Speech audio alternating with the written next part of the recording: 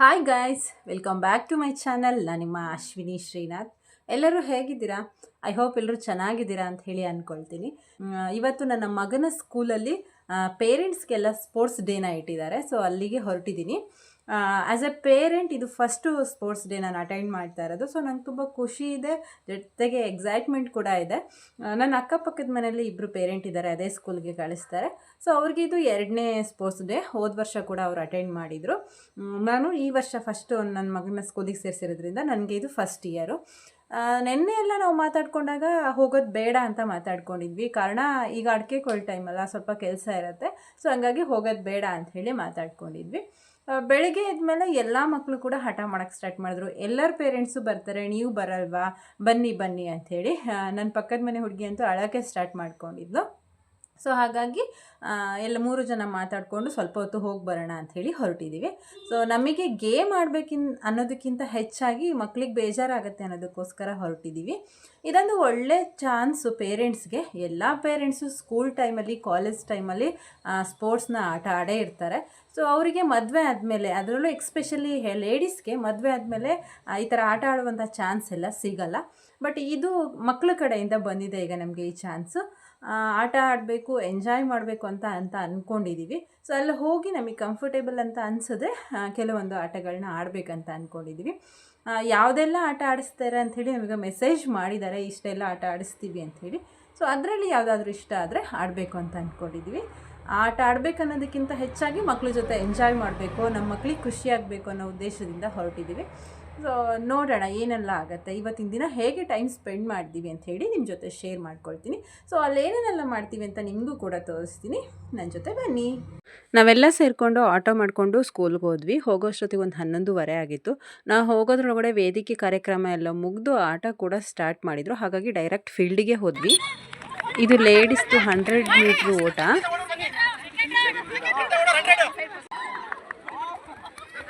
ಇದು ಜೆಂಟ್ಸ್ದು 100 ಮೀಟ್ರ್ ಓಟ.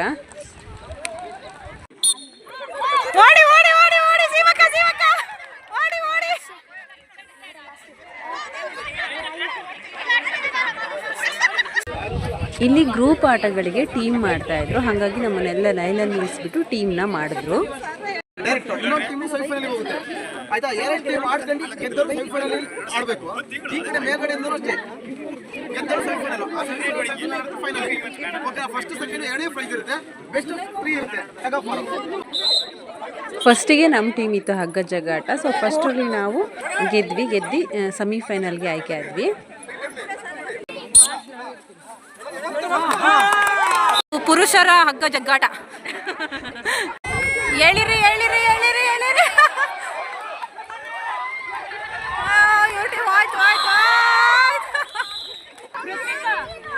ಚಿಕ್ಕ ಮಕ್ಕಳು ರೈಲ್ ಮಾಡ್ರು. ಮಧ್ಯಾಹ್ನ ಮಕ್ಕಳನ್ನೆಲ್ಲ ಮತ್ತೆ ರಿಟರ್ನ್ ಸ್ಕೂಲಿಗೆ ಕರ್ಕೊಂಡೋದ್ರು. ಊಟದ ಟೈಮಿಗೆ ಊಟ ಮುಗಿಸಿ ಮತ್ತೆ ಕರ್ಕೊಂಡು ಬರ್ತಾರಂತೆ.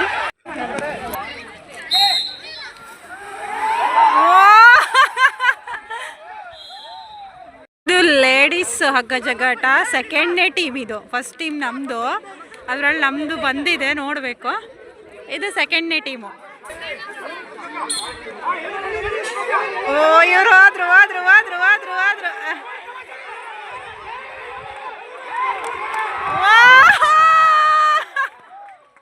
ಎರಡೂ ಕಡೆ ಆಡಿ ವಿನ್ ಆದವರು ನೆಕ್ಸ್ಟ್ ಫೈನಲ್ಗೆ.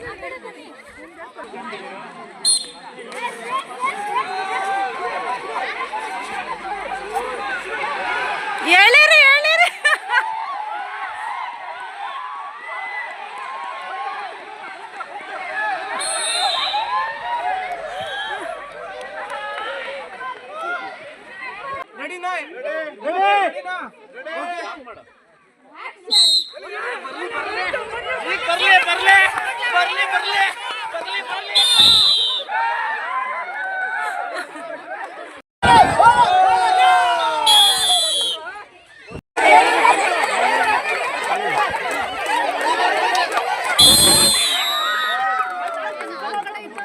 ಭಾರಿ ವಾದ ವಿವಾದ ಆದ್ಮೇಲೆ ಕೋರ್ಟ್ ಚೇಂಜ್ ಮಾಡಿ ಆಡ್ತಿದ್ದಾರೆ.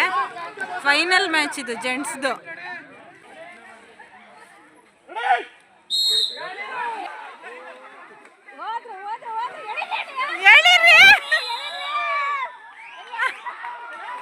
ಟೊಪ್ಪಿ ಕಳ್ಕೊಂಡ್ರ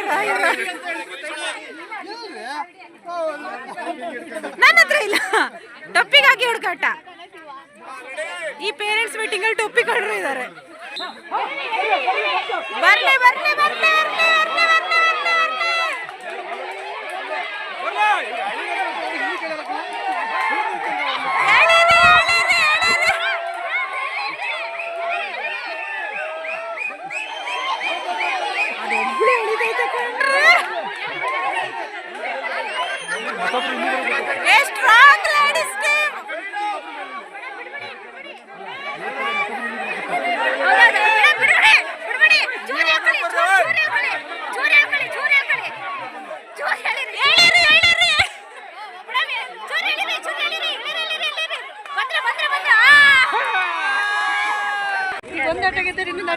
ಟೈಮು 1:30 ಆಯಿತು.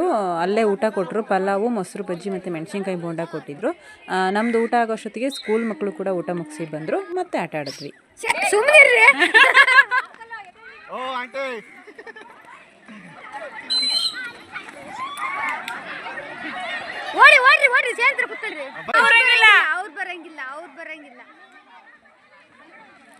ಫಿಲ್ಟರ್ ಆಗಿ ಇಷ್ಟು ಜನಕ್ಕೆ ಬಂದಿದೆ.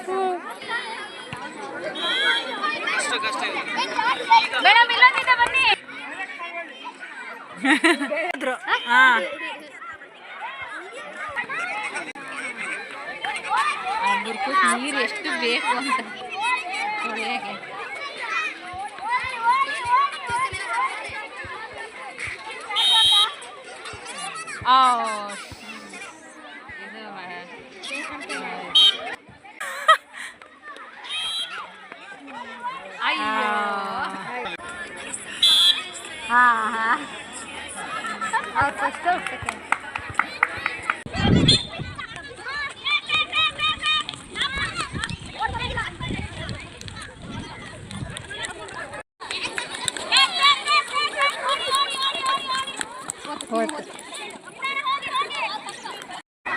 ನಡಿಗೆ ಸ್ಪರ್ಧೆ.